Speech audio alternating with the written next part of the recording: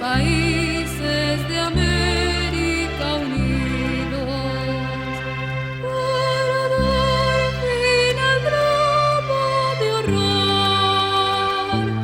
Pueden hoy contemplar coronados sus anhelos de paz y de amor. Los pueblos hermanos que son muy valientes, borrando recuerdos y alzando los brazos, entonan un canto de paz y trabajo que eleva a los hombres y salva a la patria.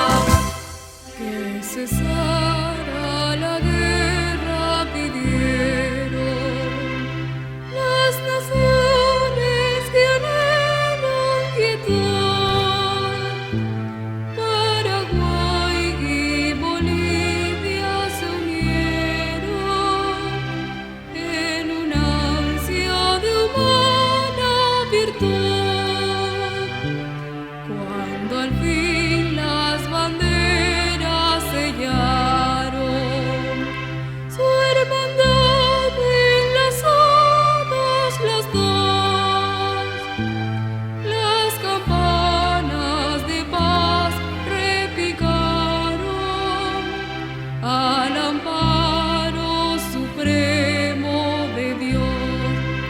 Dos pueblos hermanos